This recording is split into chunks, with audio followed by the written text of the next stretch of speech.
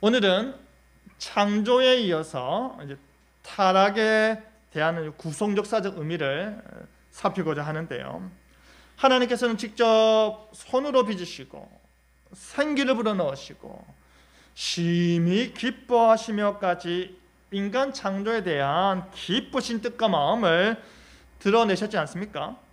그런데 그 기쁨은 이내 슬픔으로 변하게 됩니다.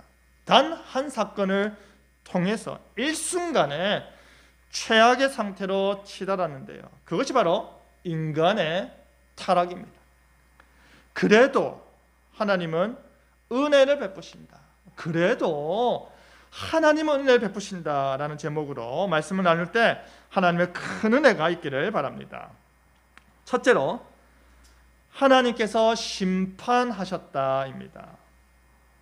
여러분, 하나님께서 아담과 하와를 에덴 동산에 살게 하신 것 자체가 복 중에 최고의 복이지 않습니까? 왜냐하면 누구의 동산이기 때문에? 하나님의 동산이기 때문이니까요. 그곳에 하나님과 함께 사는 것입니다. 여러분, 우리가 그토록 소망하는 삶이 뭡니까? 우리가 그토록 소망하는 삶, 바로 하나님과 함께 삶이지 않습니까? 태초의 아담과 하와는 바로 그 삶이 당연한 삶이었고요. 처음부터 누려왔던 삶이었습니다. 최고의 복입니다. 그 동산 가운데 하나님께서 두 가지 나무를 두셨는데요. 그 두 나무가 무엇입니까? 하나는 생명나무고 다른 하나는 선악을 알게 하는 나무입니다. 아담과 하와는요, 모든 것이 완벽하게 갖춰진 그 동산에서 이제 하나님의 말씀대로, 명령대로 살기만 하면 되는데요. 단 한 가지 조건이 있었습니다. 창세기 2장 17절입니다. 우리 다 함께 읽어보겠습니다. 선악을 알게 하는 나무의 열매는 먹지 말라. 내가 먹는 날에는 반드시 죽으리라 하시니라.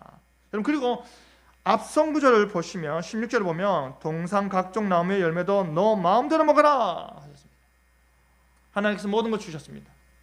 모든 것을 다 주셨는데 단 하나만 금지하셨습니다. 그것이 바로 선악을 알게 하는 나무의 열매입니다. 다른 건 다 먹어라. 생명나무의 열매도 얼마든지 먹어라. 하지만 선악을 알게 하는 나무의 열매는 먹지 마라. 이것이 유일한 조건이었습니다. 아담과 하와는요, 생명나무의 열매를 먹으면서 생명의 근원이 이 열매를 주신 하나님께 있음을 기억하였을 것이고요, 선악을 알게 하는 나무의 열매를 먹지 않으면서 이 세상의 질서와 존재 원리가 이 열매를 금하신 하나님께 있음을 기억하였을 것입니다. 여러분 한번 생각해 보십시오. 우리 역시도요, 하나님께 받은 게 너무 많지 않습니까? 너무 많습니다. 엄밀히 말해서 지금껏 우리가 누리고 받아왔던 모든 것이 다 하나님의 은혜입니다. 그것이 우리의 신앙 고백이어야 하는데요, 우리는 어떻습니까? 하나님 뜻이 무엇인지 다 알면서도 끝까지 고집을 꺾지 않고 더 누리길 원합니다. 왜죠? 만족하지 못해서 그렇습니다. 감사하지 못하기 때문입니다. 그게 당연하다 생각해서 그렇습니다. 하나님께서 인간과 맺은 최초의 행위의 언약을 창조의 절정인 아담과 하와는 끝까지 붙들어야 했습니다. 그렇다면 여러분, 아담과 하와가 끝까지 붙들어야 했던 반드시 죽으리라의 이 절대 명령에 숨어있는 하나님의 의도가 무엇입니까? 하나님의 의도예요. 하나님의 의도. 순종만이 인간의 본분이라는 것입니다. 순종만이 인간 본연의 자세라는 것입니다. 오직 순종만이. 누구에게?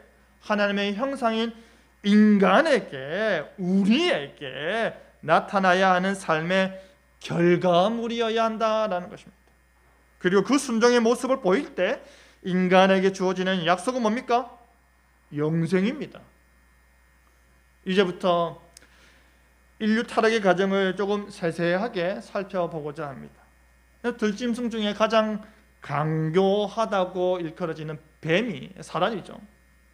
하와에게 묻습니다. 창세기 3장 1절에 하나님이 참으로 너희에게 동산 모든 나무의 열매를 먹지 말라 하시더냐.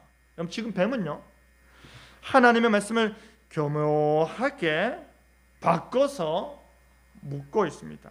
여러분, 죄를 향한 유혹은요, 항상 흑과 백처럼 완전히 명백하게 구별되는 일에서 일어나기보다는 오히려 회색지대에서 더 많이 일어나는 것입니다.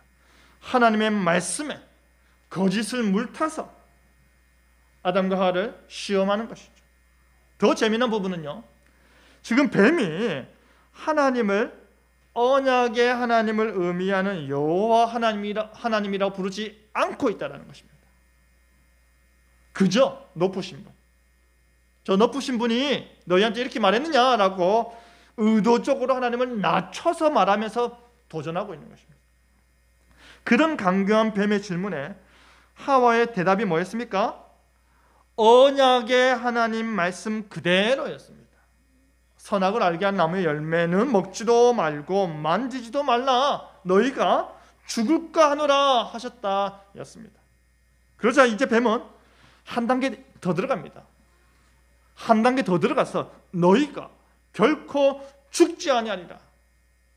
하나님의 말씀 어떻게 합니까? 이제 전면 부정해버립니다. 오히려 어떻게 된다고 합니까? 창세기 3장 5절, 창세기 3장 5절 우리 다 같이 읽겠습니다. 너희가 그것을 먹는 날에는 너희 눈이 밝아져 하나님과 같이 되어 선악을 알 줄 하나님이 아심이니라. 여러분, 여기서 뱀의 말의 요점이 뭡니까? 지금 강교한 뱀 사단의 말의 요점이 뭡니까? 너희가 하나님과 같이 될까 봐 하나님께서 못 먹게 하는 거야. 지금 뱀은요, 하나님을 거짓으로 만들면서 처음에는 의심을 심었고요, 이제는 확신에 이르도록 계속해서 유혹하고 있는 것입니다.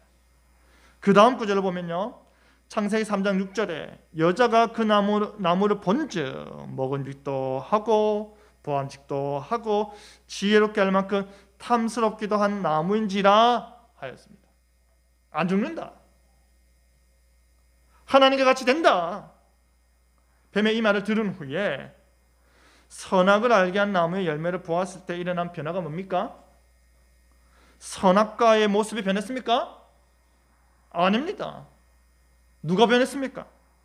하와가 변했습니다. 세상은 안 변했는데 우리가 변하는 것입니다. 하나님의 말씀에 절대 권위를 두고 순종하던 자세에서 뱀의 말에 더 큰 권위를 두는 것입니다. 그 전에 그렇게 보이지 않았는데 이제 뱀의 말처럼 보이는 것입니다. 하나님의 말보다 누구의 말을요? 뱀의 말을 더 믿는 것입니다. 결국 뭐의 문제입니까? 믿음의 문제입니다. 태초에 하나님이 천지를 창조하셨느니라. 그 이후의 말씀을 진리로 받아들일지 말지는 우리의 믿음에 달려있다 하였습니다. 우리는 진리를 어떻게 알 수 있습니까? 믿음의 문제입니다. 우리에게 진정 하나님께서 창조주 하나님이시라면 그분이 모든 진리의 근원 되심 또한 우리가 믿어야 하는 것입니다.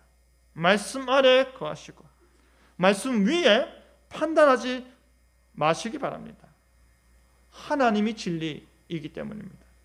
하지만 아담과 하와는요, 뱀의 말에 더 큰 신뢰를 두어서 선악을 알게 하는 나무의 열매를 따먹었습니다. 여러분, 그렇다면 이 시점에 궁금한 게 하나 있지 않습니까? 뭐가 궁금합니까? 도대체 아담은 뭘 하고 있었을까요? 하와가 시험에 빠지지 않도록 중심을 잡고 나무를 써야 되는 거 아닙니까? 왜 안 그랬을까요? 6절을 보면 여자가 그 열매를 따먹고 누구에게 줬다고 합니까? 누구에게 줬더니 그도 먹은지라고 합니까? 자기와 함께 있는 남편에게도 주매 그도 먹은지라. 여러분, 이 말은 뭡니까? 자기와 함께 있던 남편에게. 이 말은 뭡니까? 아담이 뱀과 하와가 대화할 때 어떠했다고요? 계속해서 옆에서 있었다 이 말입니다. 뱀의 말도 항상 복수로 너희에게 라고 말하고 있고요. 하와의 대답 역시도 우리라는 표현을 쓰고 있듯이 아담은 하와와 같이 있었습니다. 여러분, 인류 역사상 가장 중대한 사건 중 하나가 벌어졌습니다. 이후에 일어나는 모든 일들이 바로 이 일로 시작된 것입니다. 선악과를 먹은 사건은요, 바로 아담과 하와에게 하나님이 더 이상 못하는 것입니까? 진리의 하나님이 되지 못한다는 것입니다. 창조주 하나님으로서 절대 주권을 가지지 못한다는 것입니다. 왜냐하면 사단의 말에 순종하는 사건은요, 인간이 사단의 권위를 더 높게 평가했다, 더 높이 지켜 세웠다라는 의미이기 때문입니다. 그렇다면요, 결과가 어떻게 됩니까? 결과가 사단에게 권위를 주었으니 사단의 말대로 해야 되는 거 아닙니까? 사단이 책임져야 되겠죠. 그 말대로 순종했으니까요. 하지만 그들이 무게를 뒀던 뱀의 말은 모두 거짓이었고요, 오히려 하나님의 말씀대로 되었습니다. 이게 뭡니까? 최악의 상황이죠. 불순종했습니다. 언약이 깨졌습니다. 죄가 들어왔습니다. 이제 죽게 되었습니다. 그 와중에 뱀은 뭐 했습니까? 성공했습니다. 하나님과 그의 형상인 사람과의 관계를 깨뜨려 버렸습니다.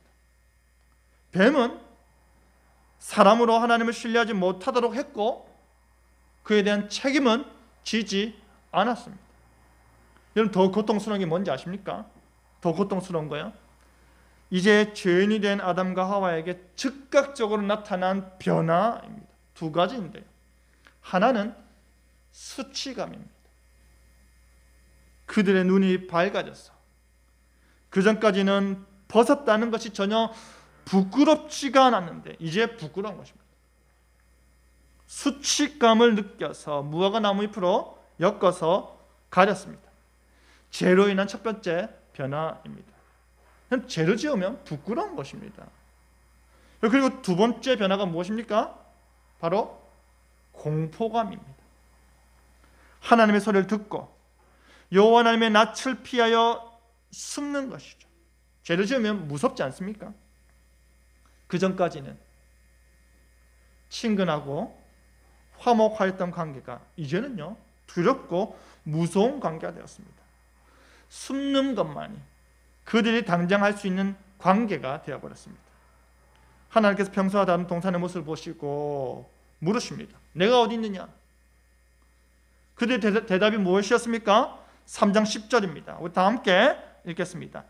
이르되 내가 동산에서 하나님의 소리를 듣고 내가 벗었으므로 두려워하여 숨었나이다. 하나님의 소리를 들었다, 두려웠다, 그래서 숨었다. 그러니 하나님께서 대본 뭐라고 하십니까?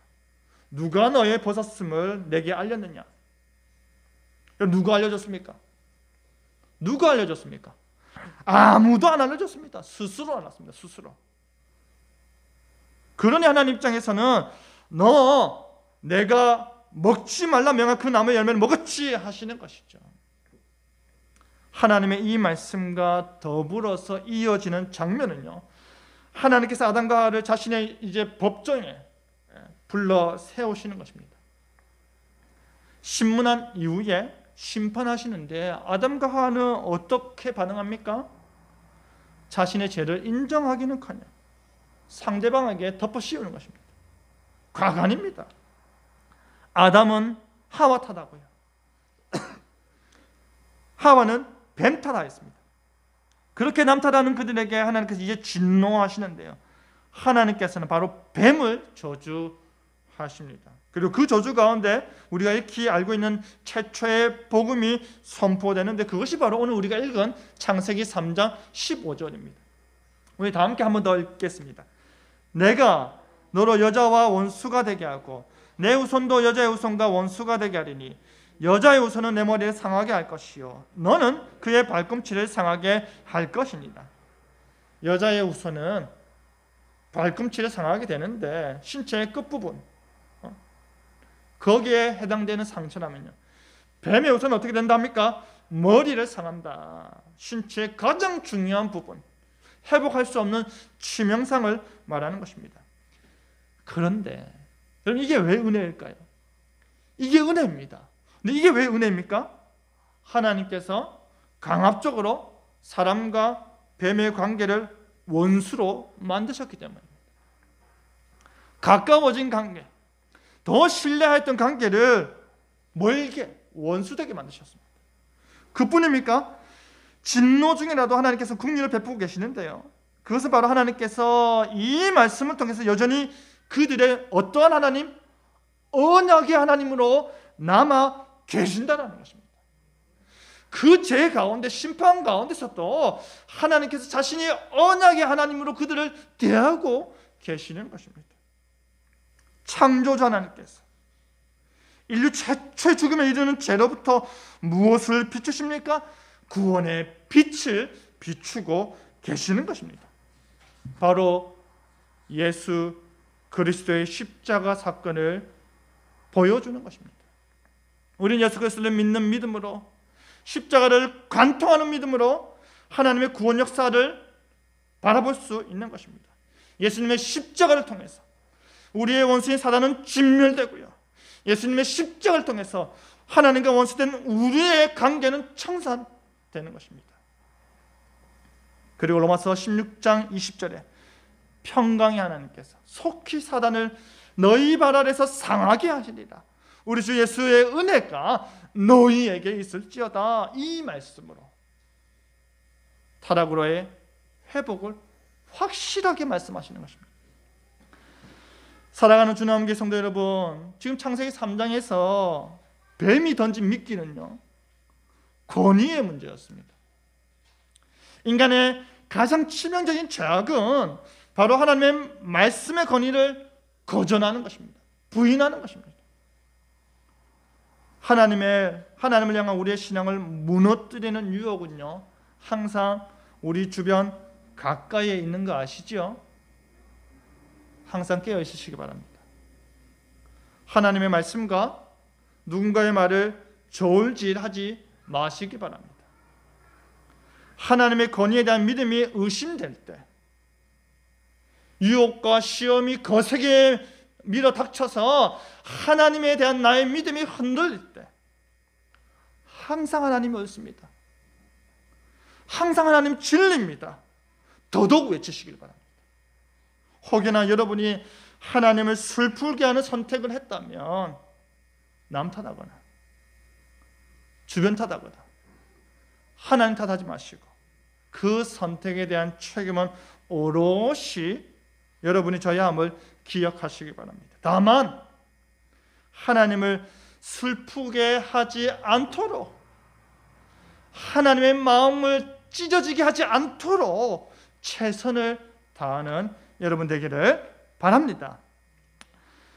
둘째로 하나님이 은혜 베푸셨다입니다. 하나님께서 범죄한 아담을 심판하셨는데요, 여러분 그 심판이 즉각적으로 일어났습니까? 아닙니다. 그죠? 하나님의 중엄한 경고는 즉각적으로 시행될 수 있었지만 그러지 않았습니다. 그것이 바로 하나님의 은혜입니다. 구약 성경을 보면요, 우리가 죄를 범할 때 하나님께서 즉각적으로 심판하사 그 범죄에 대한 경고대로 심판하시는 경우들이 종종 있었습니다. 하지만 반대로 하나님께서 그의 경고와 달리 심판의 시행을 늦추시는 이유가 무엇입니까? 우리가 구약 백성들 가운데 즉각적인 심판에 죽임을 당한 사람들과 달리 동일한 죄를 지어도 우리가 여전히 살아 있을 수 있는 이유가 무엇입니까? 하나님께서 기회를 주시는 것입니다. 뉘우치고 다시 하나님 앞에 온전히 설 수 있도록 기회를 주시는 것입니다. 하나님의 더 큰 은혜는 여자의 후손이 뱀의 후손의 머리를 밟아버리는 데 있습니다. 그 여자의 후손을 통한 승리의 약속이 성경 전체에 어떻게 이루어집니까? 먼저 아브라함을 통해 이루어지는 것입니다. 열국의 아버지요, 열국의 어머니인 아브라함과 사라를 통해서 하나님께서 약속하신 아들이 태어나는 것입니다. 그리고 그를 통해서 하나님께서 메시아 왕국을 약속하시는데 그 왕국의 구체적인 실현은 유다 지파를 통해서 이루어지는 것이죠. 특별히 유다는요, 그 며느리 다말에게서 자녀를 낳게 됐고 그가 낳은 아들인 베레스가 다윗의 조상이 되는 것입니다. 그 유다 지파의 왕권은 다윗 언약으로 이루어졌고 마침내 예수 그리스도께서 오신 것입니다.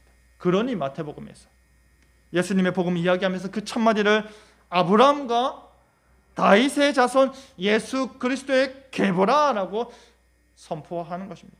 무슨 뜻입니까? 여자의 참후손으로 오신 예수님께서 왕으로 오셨다, 메시아로 오셨다라는 것입니다. 창세기 3장 15절의 여자의 후손은 바로 구약 성경 전체를 관통하며 마침내 예수 그리스도를 통해 성취되었다, 바로 이 하나님의 약속을 담고 있기 때문에 복음인 것입니다. 복음의 근원, 최초의 복음이 되는 것입니다. 여러분, 하나님께서는요, 이 복음을 전하여 주신 후에 창세기 3장 16절에서 19절까지 아담과 하와 그리고 그 땅이 감당해야 할 저주와 징벌을 말씀하십니다. 이 가운데서도요, 이 저주와 징벌 가운데서도요, 하나님의 은혜가 베풀어졌는데요, 그것이 바로 3장 21절입니다. 우리 다 함께 읽겠습니다. 여호와 하나님이 아담과 그의 아내를 위하여 가죽옷을 지어 입히시니라. 여러분, 하나님께서 가죽옷을 지어 입히셨습니다. 자신들이 벌거벗은 줄 알고 부끄러워서 무화과 나무 잎으로 몸을 가렸는데 그것을 대체할 수 있도록 가죽옷을 지어 입히셨습니다. 아담과 하와가 할 수 없는 영역입니다. 그들이 할 수 없는 영역입니다. 그들이 할 수 있는 체려는요, 부끄러워하는 것이고요, 숨는 것이고요, 나무 잎으로 가리는 것이 전부였다며 하나님께서 가죽옷을 지어 입으시며 그들의 수치와 부끄러움을 가려주셨습니다. 여러분, 죄로 인해 수치와 부끄러움으로 몸둘 바 모르는 사람에게 가죽옷을 지어 입으신 것은요, 두 가지로 볼 수 있습니다. 하나는 하나님께서 천지를 창조하실 때처럼 가죽옷을 직접 만들어 입히셨다. 다른 하나는요, 하나님께서 동물을 희생하여서 얻은 가죽으로 옷을 입히셨다입니다. 이 부끄러움과 수치는 마치 레위기에 나타나는 희생제사를 통해서 일시적으로 가려짐으로 이해될 수도 있고요, 결국에 예수님의 십자가 희생을 통해 완전히 가려질 것을 보여준다라고 할 수 있습니다. 그런데 여러분, 여기서 가죽옷 자체를 위해서 하나님께서 동물을 희생했냐 안 했냐는 본질이 아닙니다. 동물을 희생하여 가죽옷을 주셨을 수도 있고 창조의 하나님으로서 가죽옷 자체를 만들어 주실 수도 있습니다. 왜 그렇습니까? 하나님은 전능하신 하나님이시기 때문입니다. 여기서 말하는 것은 둘 다 하나님의 은혜입니다. 하나님이 인간이 가릴 수 없는 그 수치를 가죽옷으로 가려주셨다는 것입니다.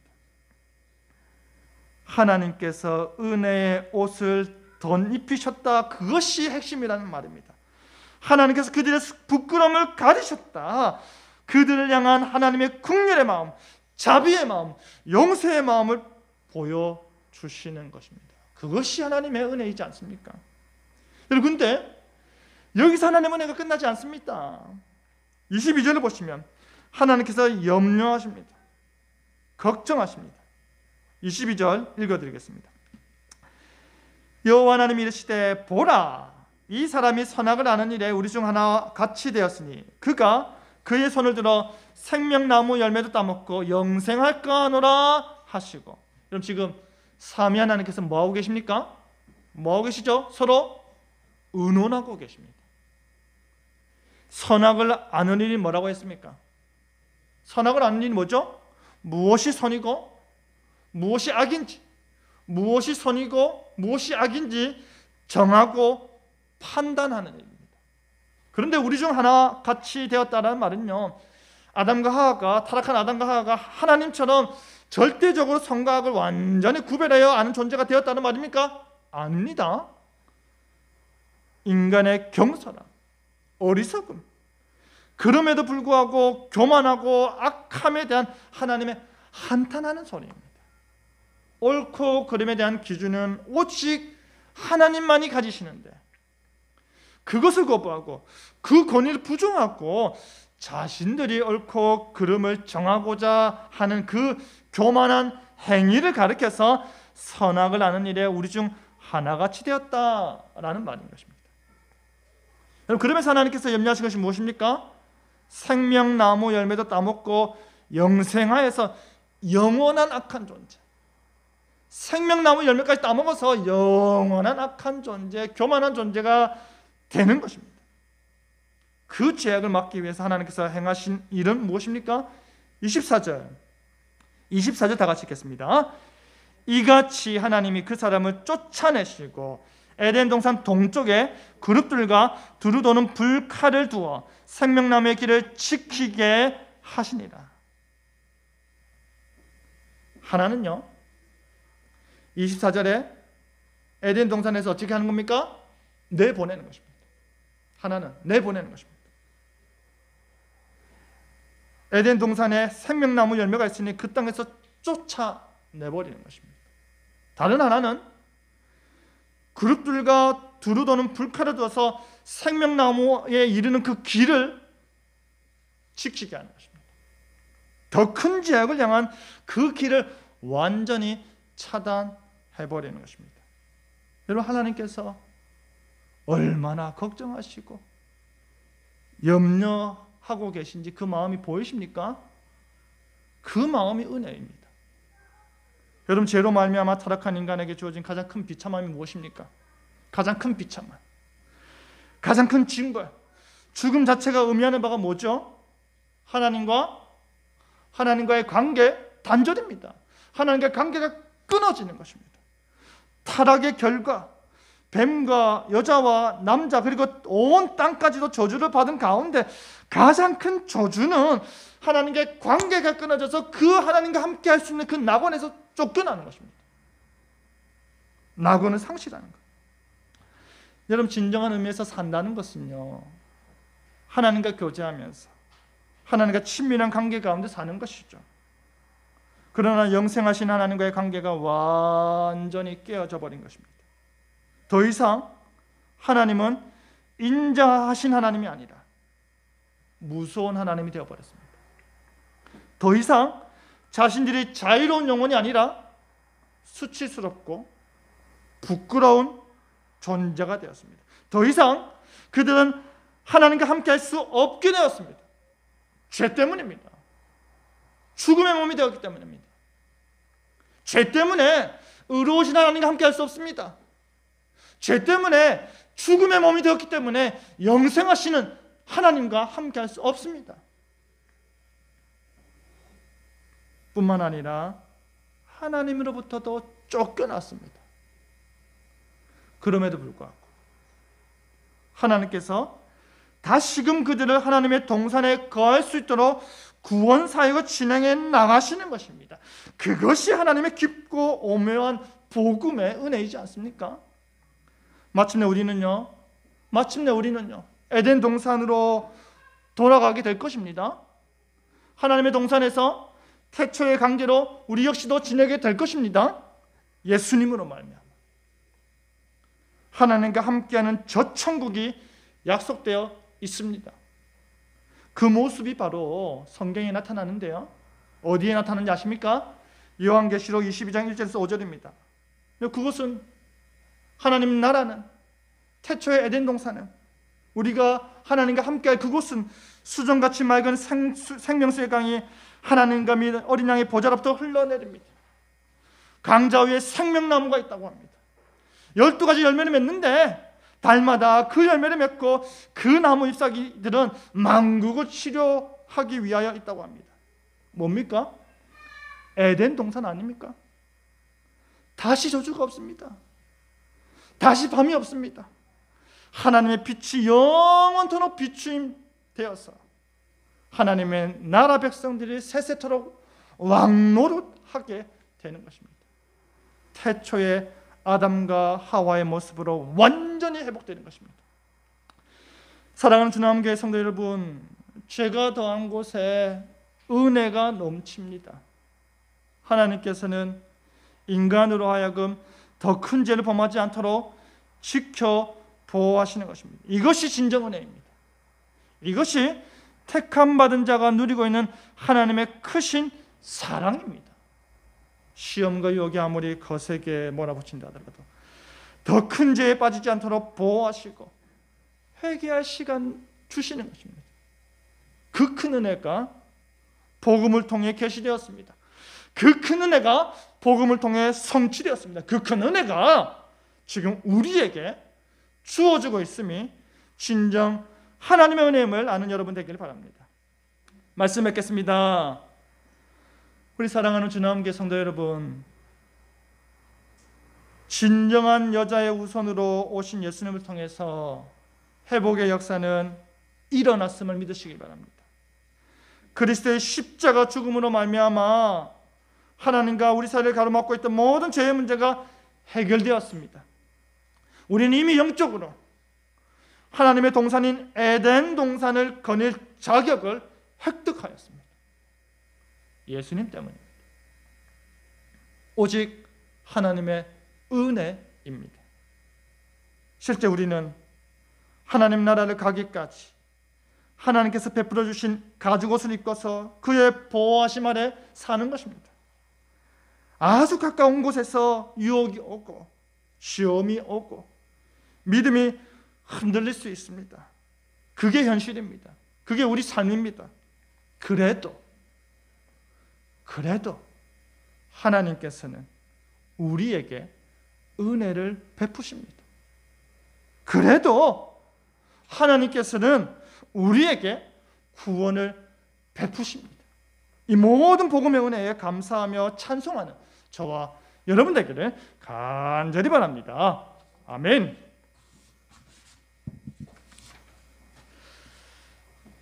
말씀에 화답하여서 찬송가 310장 노트북에